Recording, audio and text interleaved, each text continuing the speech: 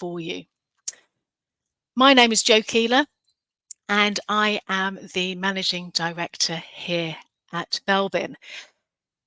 I've been here since 2001, and it's just wonderful to work with a company whose values are such that we just want to help everybody understand their strengths and their weaknesses and how to make their best contribution towards a team.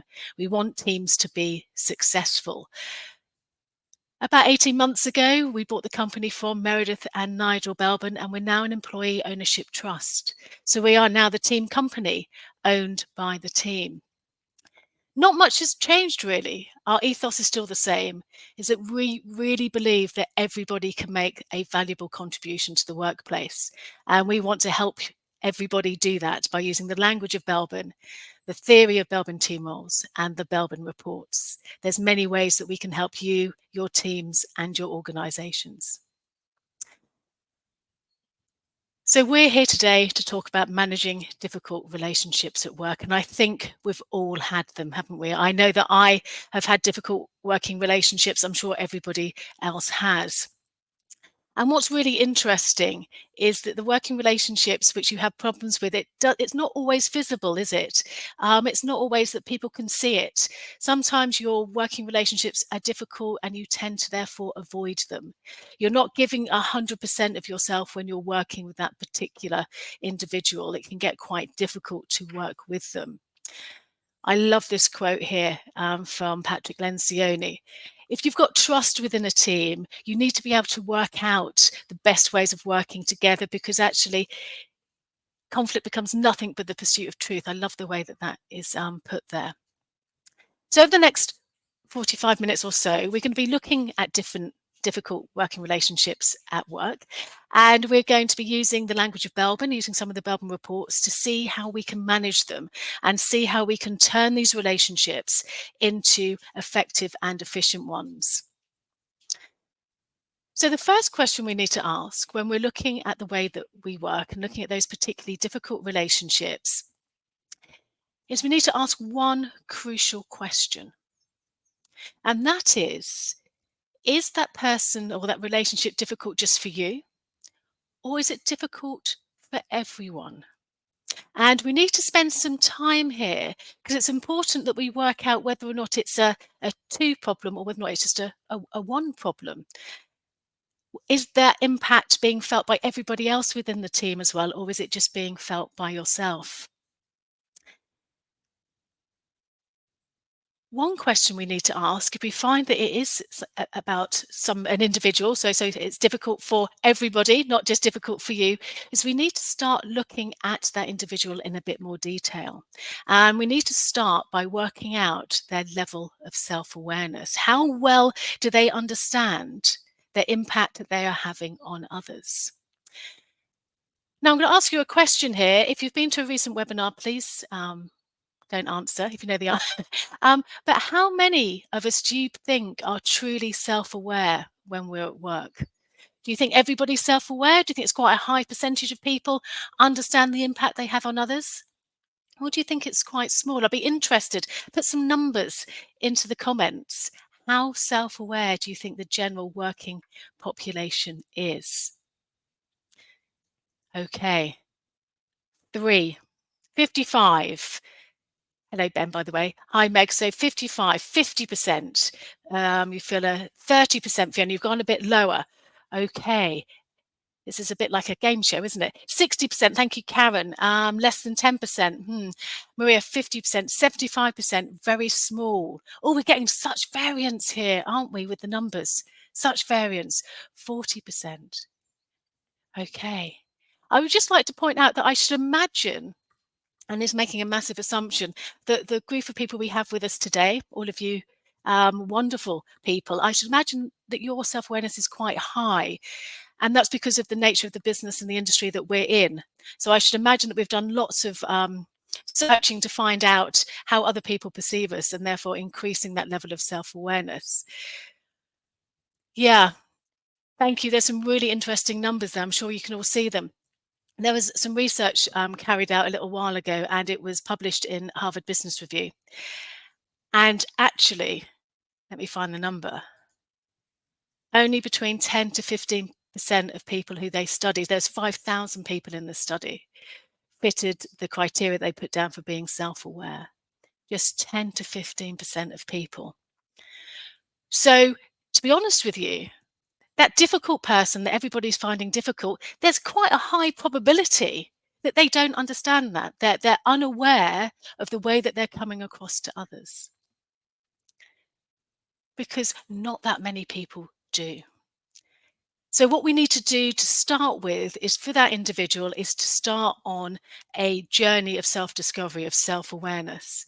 And to do this, we need to not just have that time to have, look at ourselves, look internally. We need to ask other people for their feedback as well. This is vitally important.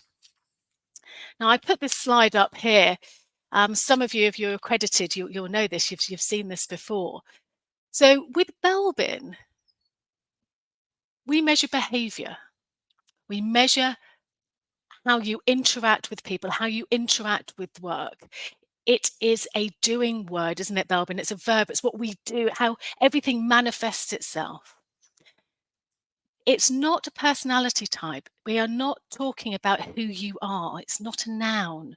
So because we are talking about something that people can see, feel, and interact with, it's really important that we get feedback from others. And we can do that with behaviour and can't do it otherwise, but you can do this with behaviour. If you're doing it with personality, would you expect other people to know deep down who you are and what makes you tick? Not necessarily. But when we're talking about how that manifests itself with all of the other factors that influence your behaviour, it's really important. So what we're looking to do for people is to check that how they see themselves, look at how other people see them. And then that's that period of reflection, isn't it? And that enhanced self-understanding, that's enhanced self-awareness. People aren't judging you. They're not feeding back on you saying you're a good person or a bad person. What they're doing is they're feeding back on the way in which you behave, you interact with them. This is crucial as well when it's stopping the echo chamber, to make sure that we're not just in this constant cycle of, oh, this didn't work, or why was that? It's because this happened, and then just constantly going back over it.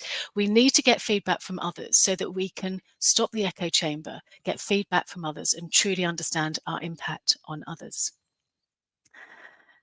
So with Belbin, how do we do that? Well, we ask people to feedback. We call them observer assessments at Belbin. Some of you, I'm sure, are very, very familiar with this.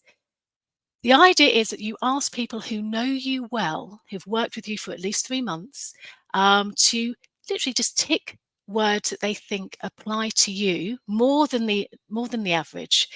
And they tick those words. There's a whole list of them. I'll show them later.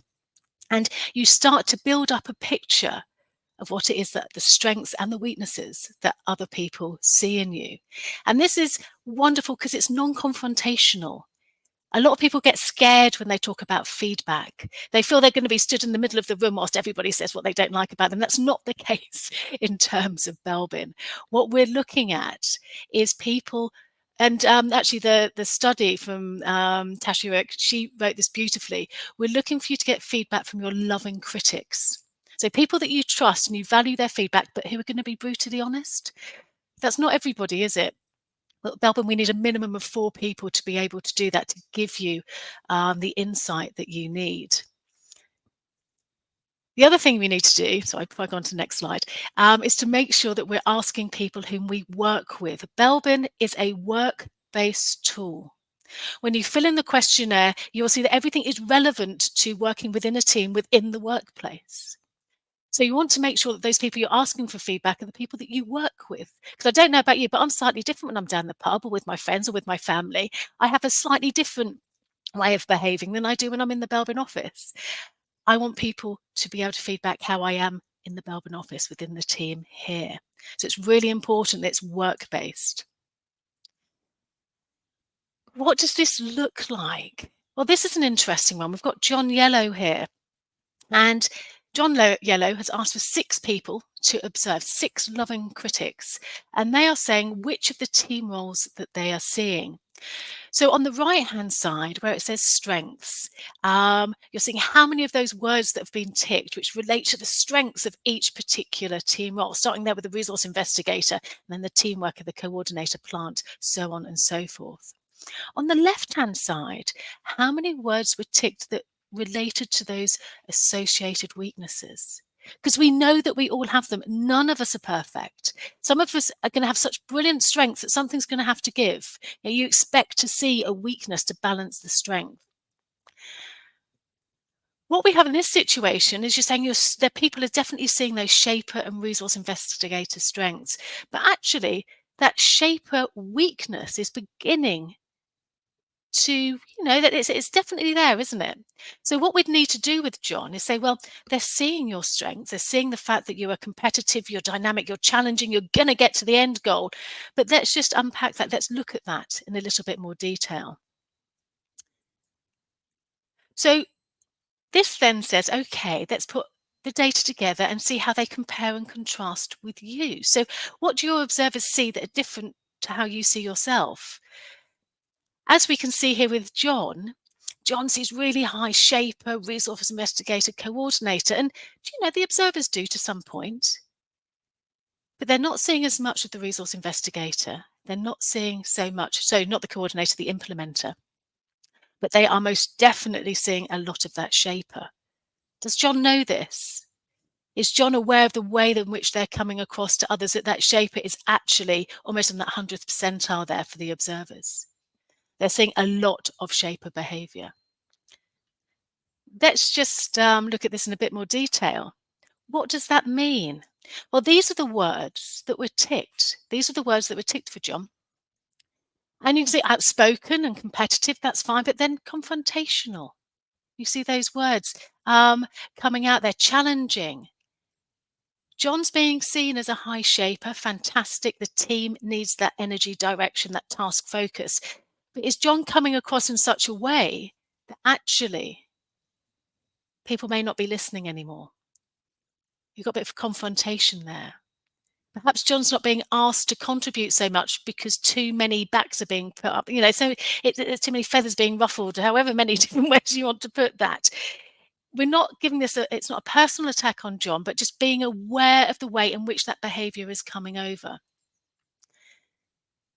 This information can be discussed with that person on a one-to-one basis with the manager or whomever is in charge there, to make sure that John understands the impact of the way that they behave when working with others.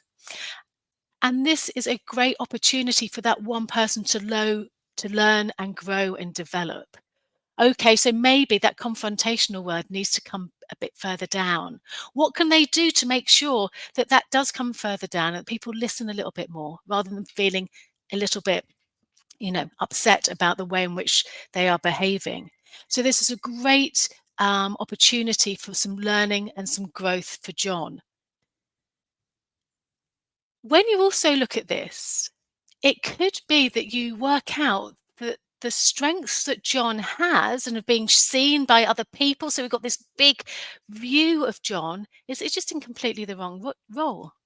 Maybe you've allocated a task or role to John which really just doesn't fit with those strengths. And no wonder he's becoming, or everybody's finding them a bit difficult, because they're not in a role that they're enjoying. They're not in something that they perhaps feel comes naturally. So here is a really good time and opportunity to reassess, are the right roles being allocated to the right people? Because that could be the issue here. And we need to do this because it could be that John, if he's playing out a role where that shaper, resource investigator, implementer behavior isn't needed, what happens? Now, I happen to have the latest Gallup data. It's a 2023. I think that's relatively recent. When they look at employee engagement, and it could be that John is in that actively disengaged category. What does that mean? Well, I don't know if any of you have seen the Gallup survey. They've updated it a little bit. They don't just talk about employee engagement, but they talk about people who are thriving. So they fill in this wonderful questionnaire as a global study, and they work out the percentage of the workforce who are thriving, so who are engaged, who are highly involved and enthusiastic about what they do. They innovate, they drive performance. We also have those who are quietly quitting, those who are just not engaged. And they're the ones who are psychologically unattached. Their engagement needs are still not being met. And then we have those people who are in that actively disengaged category, and they're the ones that are just loudly quitting. Then they're not just unhappy, they're resentful that their needs are not being met. They're acting out their unhappiness on a daily basis. And every day, these workers potentially undermine what their engaged co-workers accomplish. Just out of curiosity here, we're in the UK. Which percentage of workers in the UK, according to Gallup, do you think are in the engaged category? So they're thriving. I'll give you a hint. It went up 1 percentage point from the last time they did the survey. Anybody like to hazard a guess of how many people are engaged? Obviously, it's 100% for everybody in the Belbin office, just like to say that. Obviously, we play to our strengths at least once a day. 35%, Graham. You think 35% are thriving and engaged, 20%, 50%. Oh, your optimism is incredible. 20%, that's a bit more like it. 15, 35. Thank you, Meg. 10 to 15%. I will tell you, Ben, it's 10% of people who are in that engaged category. Just 1 in 10 people within the workplace are thriving. Not engaged, those people who are quietly quitting, 72%. The vast majority of people at work are just psychologically unattached from the work that they are doing. Actively disengaged is 15%. You've got 15% of people who are potentially undermining what their engaged co-workers are accomplishing. So this is really interesting stuff, isn't it? So not only are people more likely to be not very self-aware, but also they're quite likely to be actively disengaged. More people within the UK are actively disengaged than they are engaged. That's a scary stat. What can we do? Well, we need to make sure that they're playing to their strengths. So that is why I'm saying that once you've sat down on a one-to-one, you've gone through somebody's report, are you giving them the work that needs them to be engaged with? Or are you giving John there, who had no attention to detail, all of those jobs that require patience, that require going through things with a fine-tooth comb and making sure everything's processed? Or that's not going to be where John thrives.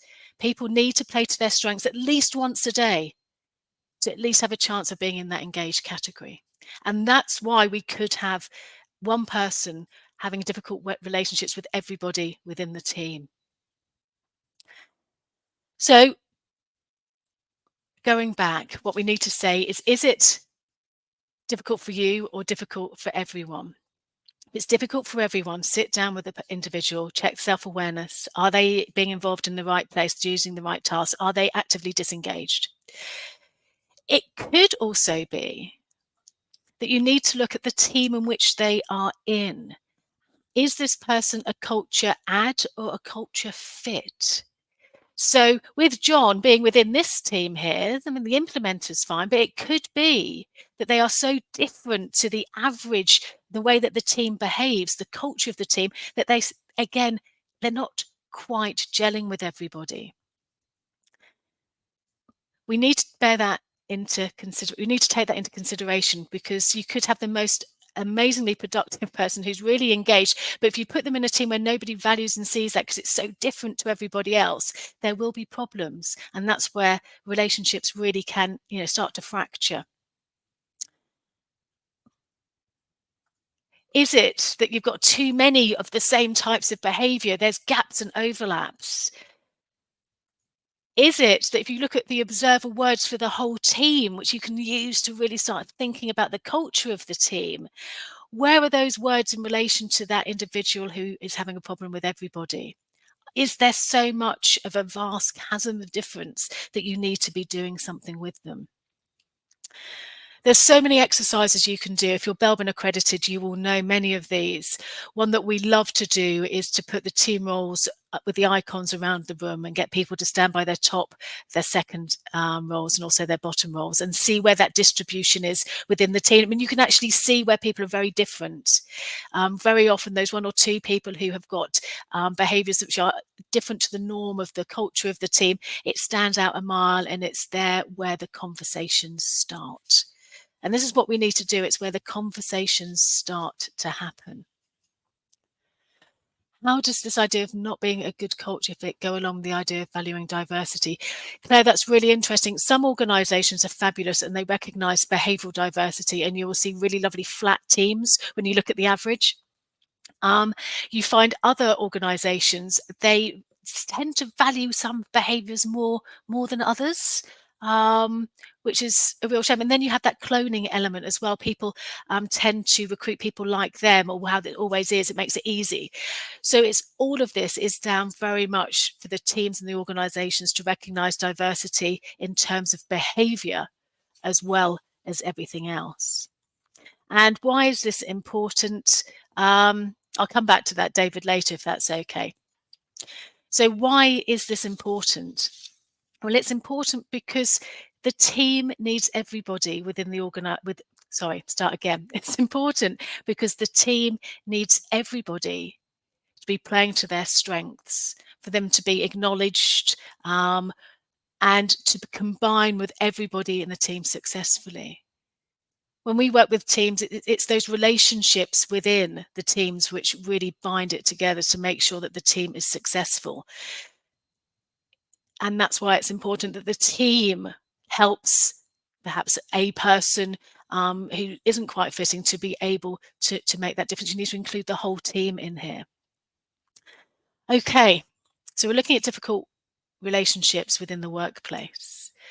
It could be that it's one person's difficult for everybody, and then we need to go with self-awareness. We need to look at the culture within the team. How engaged are they? Are they playing are they undertaking tasks that really do resonate with their strengths? It could also be that somebody's just difficult for you.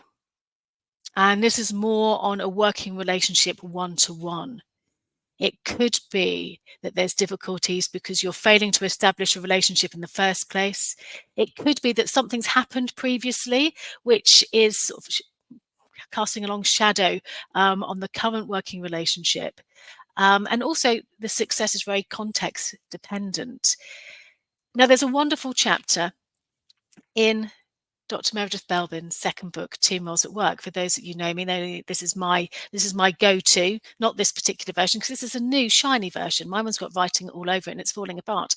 But this is the latest version, and it's all in chapter, let me have a look here, chapter 7, which where Meredith really does look at this in a fair amount of detail.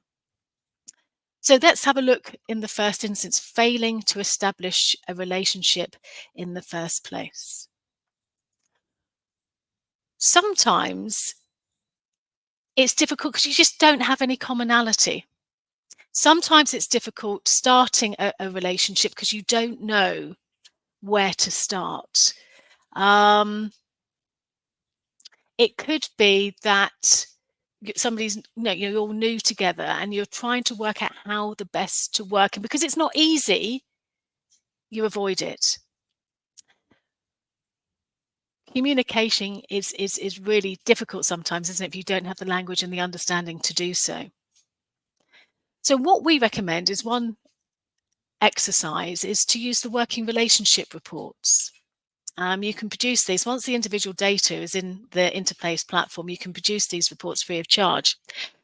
And it looks at those differences in the team roles between two individual people.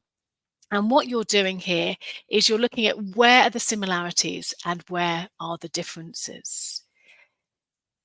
Now, when you use the language of Belbin, it's wonderful because you can start exploring why you need the other person, exploring those differences.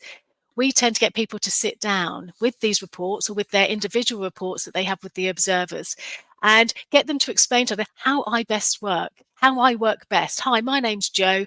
I'm a really strong shaper, resource investigator, coordinator. I am a whirlwind of energy. I have everything going on at once, but I have quite a nice broad overview and I can be quite laid back. I'm quite good at delegating. Wouldn't that be lovely if people could use that sort of language when they first meet somebody? So they might go, God, Joe's going to be a nightmare. But let's work out how best to use that. It could be that Tracy says, hi, I'm Tracy. I'm a high implementer, completer, finisher specialist. I like to know what I'm talking about. I like there to be a plan. And I really dislike mistakes or sloppy work. Potentially, we're going to really have problems working together. But once we understand why we need each other, and in fact, those differences are good because we're not stepping on each other's toes, this will mean a really positive relationship. But you need to start talking about it. And what Belbin does is it gives you this language to be able to do that.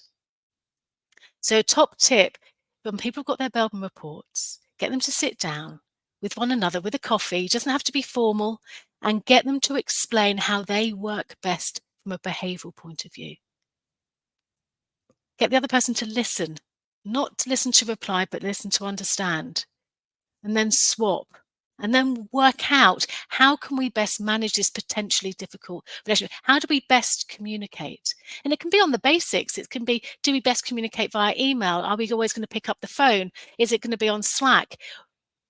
Are you happy to put your camera on? All of these things need to be discussed right at the very beginning for the chance for that relationship to be successful. So what we have here on this particular example, not that you can see it particularly well, but it's one of them there. It's got really John Yellow, really high shaper coming forward, really high. Is that going to upset Lisa when they're working together? How can they ensure that that shaper energy and drive doesn't undermine the relationship? So first step is find that language to be able to explain how you work best. Again, if you're accredited, you will know the power of what we call team role opposites, and this is often where we find discomfort. Team role opposites are looking at the two behaviours that are so different from one another that it can see almost really difficult to see their point of view. Let me give you an example here. Okay, this could be me and Tracy. So what we have here, and we've simplified this, obviously it's just looking at the top roles, and we're far more complicated than that. None of us are just one team role. We're a beautiful mix and myriad of all of those 9 different behaviours. But if you can imagine you've got that resource investigator who's outgoing, enthusiastic, always talking to people, talking too much, developing different contacts, being, oh, this will work, it's amazing, it's brilliant, and then losing interest and trying something else, how much of a pain that would be for somebody who's a completer finisher. Can't you just finish one thing? Can't you just slow down and double check what you've already done? Can't you see that you need to just finish? That's all they should, just finish. Why are you worrying about being finished? You know, can't you see what opportunity there is for us? So you can see where this dialogue could potentially be unproductive. But understanding that actually both are needed, that difference is good, is a way in which those relationships can thrive. Okay, so could it be that we just need to just sit down and talk to that person about where our differences are and how we best work together? Going back to the next point there, once bitten, twice shy. It could be that a relationship has worked brilliantly in the past, but now it's not. And it could be that here we need to rebuild trust. Maybe something was so fractured that it's going to need time for those to be redeveloped. Let me give an example here. Okay, so what we've got here are the team roles of shaper. They're getting stuff done quickly, going over everything, just no obstacle will get in their way. And the monitor evaluator. Now, the monitor evaluator is the one that takes the emotion out of the decision-making process, needs time to weigh up the pros and cons, and is normally right. So you've got somebody who says, no, hang on a minute. Is this the best way forward? I need more time to process, more time to look over and just check that we're going in the right way. And then you've got the one saying, we haven't got time for checking. We just need to get this done now. So there is potential there for some conflict or difficulties, but managed, it's okay. How could this be fractured? Well, it could be in one situation that the shaper's impatience got the better of them. The looming deadline caused so much anxiety for the shaper that they just got stuff done and they didn't consult with the monitor evaluator. They didn't give the monitor evaluator time, perhaps, to be able to weigh all of those pieces of information properly. The shaper basically just overruled and just went for it. Now that can have real detrimental effects because the monitor evaluators, they're saying, well, you didn't ask. Things have gone horribly wrong because you didn't ask. What is the point of my contribution? What is the point of me spending time working out the best way to go through if you don't give me my airtime? That just don't bother again. I won't bother. So what we have here is a problematic relationship that needs to be rebuilt. And perhaps going back to articulating those styles of way of behaving, just reiterating them would help. Getting them to understand how the other person felt when that last happened. So it could mean that the high monitor evaluator said, look, you know I need time to arrive at a decision. And if you don't consult me, I'm going to be really disengaged. For the shaper, it could be that they said that there comes to a point where discussion's good, but we just need to get to the end point. Reiterating those different ways of working will help to rebuild that relationship.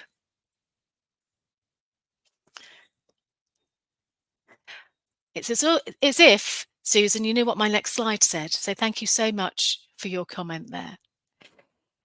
The other problem can be not that people are too different, but because people are too similar. Very often we said that we enjoy working with people who are very similar to us, but more effective when we work with people who aren't. But what else does this mean? Well, if people are very similar, sometimes each individual can't quite find their space. They have trouble establishing their own identity. What exactly is it that they're bringing to the relationship? When do they need to make sure that their voice is heard? And sometimes these are relationships when they are difficult to manage. People don't see it because they see people who perhaps are potentially getting on well. They approach things in the same way.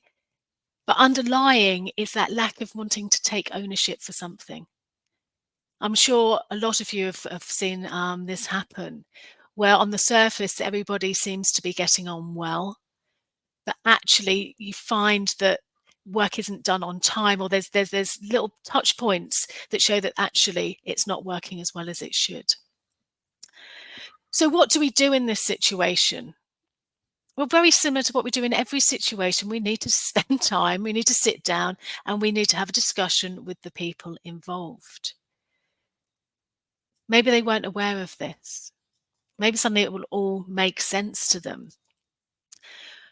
What you can do if you want that relationship to really thrive is for one to make a team role sacrifice. Now, sometimes this is easier. It's easier for some than others. So if you have a very distinctive, perhaps 2, 3, 4 top team roles, changing from one to the other is okay. It's not going to have too much of an impact.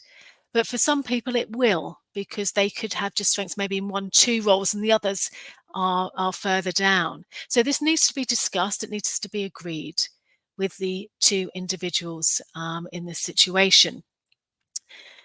When people are making a team role sacrifice, it is incredibly important that this is acknowledged, not just by the other person in the relationship, but as the team as a whole. To understand that what you're doing is you are sacrificing your absolutely 100% strength to slightly less, but for the good of the team. And the team in that case should ensure that they are supporting that person, being aware that they are doing this.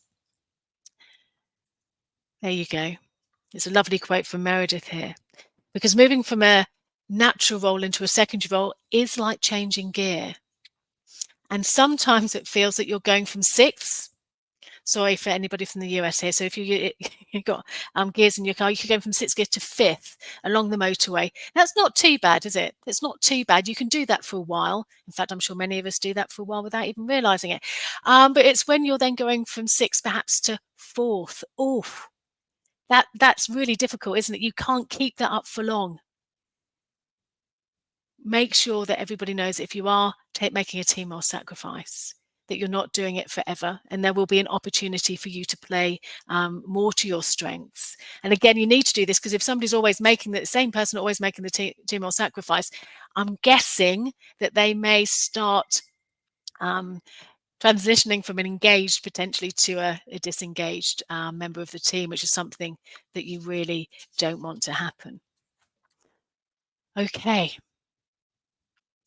I feel that I've given you so much information. Let's just go back to the beginning again. All of us have difficult relationships at work. It's not uncommon. I personally think it's because we don't spend enough time up front working out how we are going to interact with other people, working out how best to manage those relationships.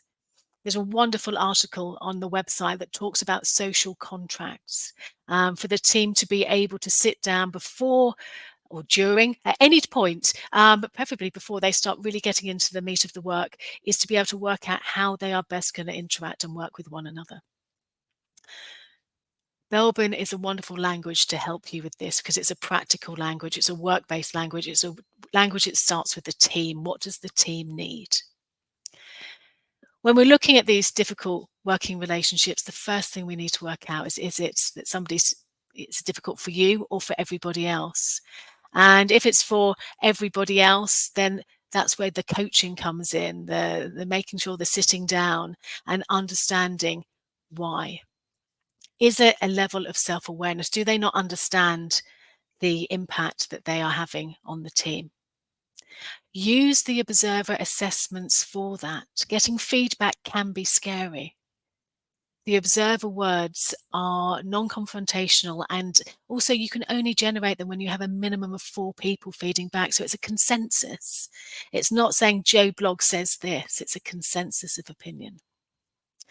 Use that language so that people can start understanding the impact on others. Make them take that journey into real self-awareness, asking their loving critics.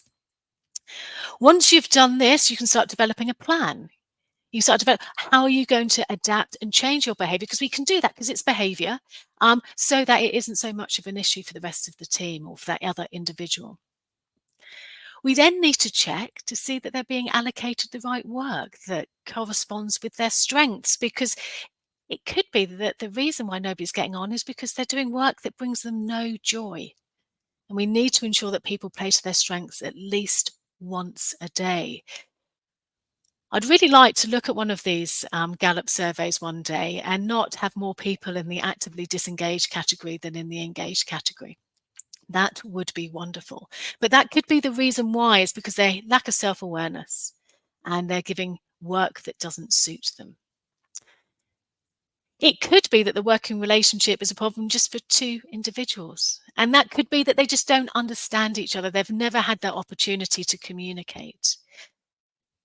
In that case, sit down.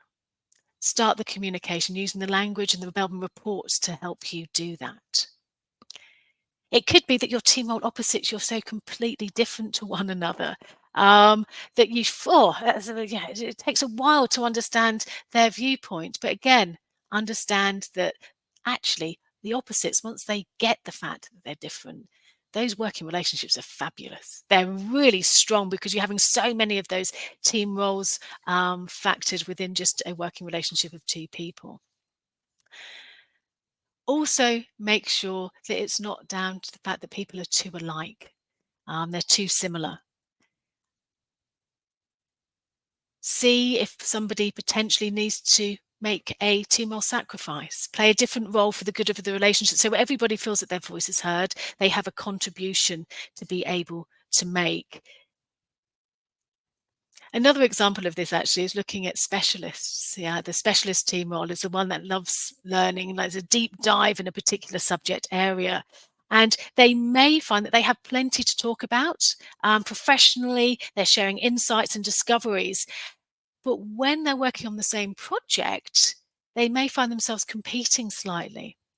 So the idea is where do you put these specialists? Does one potentially have a team role sacrifice, or do you ensure that they work on slightly different parts of the project so that they don't feel that they're competing in their particular field? Okay. Why is this important? Because teams are important. The way that teams work together is it's a vital part of an organization. We know that teams are the future. We know that teams need to work together. It's giving organizations competitive advantage. We know that today it's so complex that there's so much that we need to work out, that doing it individually doesn't work. We need to work with one another. As Meredith says, the essence of a team is a set of players who have a reciprocal part to play and who are dynamically engaged with one another. Dynamically engaged. And actually, Tracy, it's interesting that you've just put that question in there. Do you find that individuals' team roles can change over time? Yes, they do. Because we're measuring behavior, it's not fixed. Your personality is fixed-ish, apparently, from the age of about 6. What we're finding with behavior, your team roles, it can change depending on many different factors. It can change depending on different environments, values, different experiences of work, different experiences of life. We wouldn't necessarily see ourselves playing the same roles in every team. We need to work out what does the team need and which of my roles do I need to play at this point. So we do expect people's individual team roles can change over time. How do we track this? Well, we keep asking for feedback from other people, from those observer assessments, those love and critics, and we can see how they've changed over time. It's really important. Venus, thank you. Yes, valuing each of the team roles' input appears a way of developing and maintains good working relationships. Very much so. The benefit with Belbin is the language is talking, it's non-confrontational. It takes the you out. It just talks about the way in which you're behaving. It's this lovely language that we find with teams that have gone through the Belbin process. You hear it. Oh my goodness, can you stop being such a CF, a completer finisher? Well, do you want it to be right? No, fair point. You know, we find the language being used. Okay, distracted now, sorry, with the comments here. It being hard to manage relationships in remote teams of college based in multiple locations. Yes, it can. But it doesn't mean it's impossible. It means it needs to be more conscious. What we would recommend is, again, you spend time to build up a relationship through the camera on a one-to-one, and understanding that there's more to them than just that rectangle. So it's even more important perhaps to get that language of Belbin going, to be able to manage that virtual element. Okay. We need to work better as teams. We need to make sure that those working relationships within teams are maximized as much as possible. We need to because the teams need us to.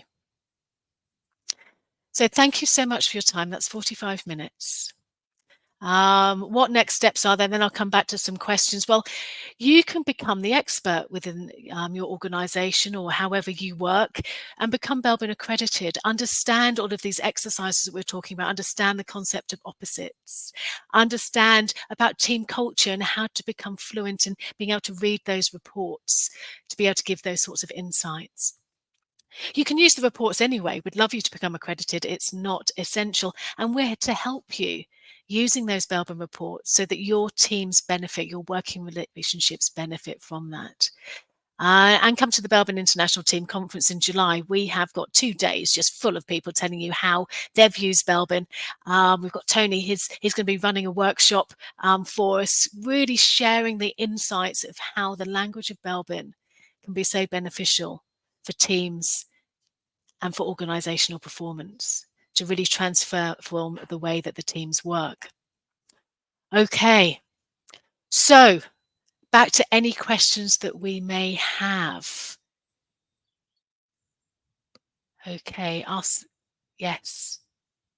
Okay, let me just check the questions again. I know a couple came up.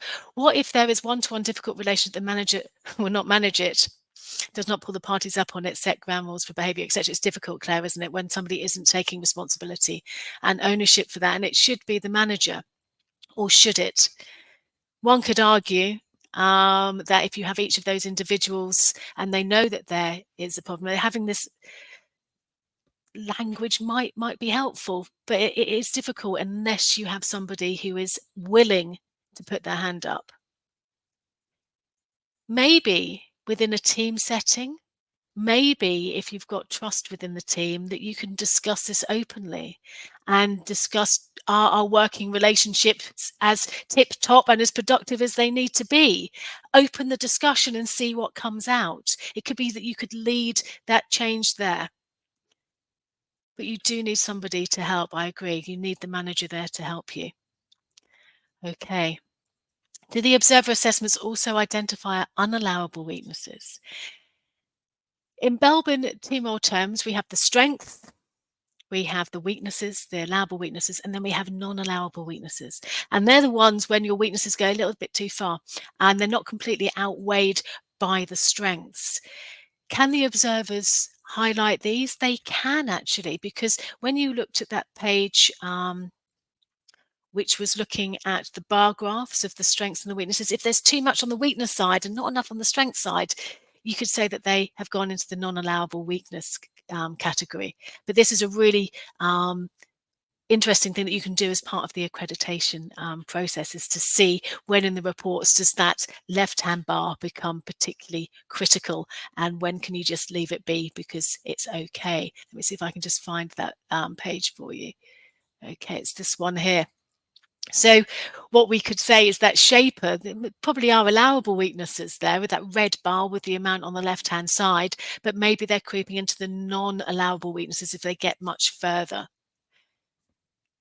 If you had one of those bars where it's all on the left and very little on the right, yes, again, that would be where perhaps they're non-allowable. I think with all of the things with Belbin, there isn't a tick box exercise. Yes, this means that this will happen. It's knowing the conversation that you need to have and how to open it up to see how you can get the most out of them. Okay. Thank you so much for your time, everybody. For those who've joined the recording, thank you so much. If you had questions on the recording that you haven't had answered here, please do email us. We'd be delighted to hear from you. If there aren't any other questions, I think we've answered most of them. When do you know it is time to go out? I'm not quite sure. I understand the context of that, but I will get back to you later for that one. So thank you. Relationships at work are difficult. We all have difficult ones. Let's use the language of Belbin to really understand, for the benefit of the team, how we can best work with one another, whether or not we're alike, whether or not we're different, whether or not we align with the culture of the team or not. Let's embrace that difference, embrace that similarity, and work better together for the team to be successful. Thank you very much, everybody, and have a lovely rest of the day. Thank you.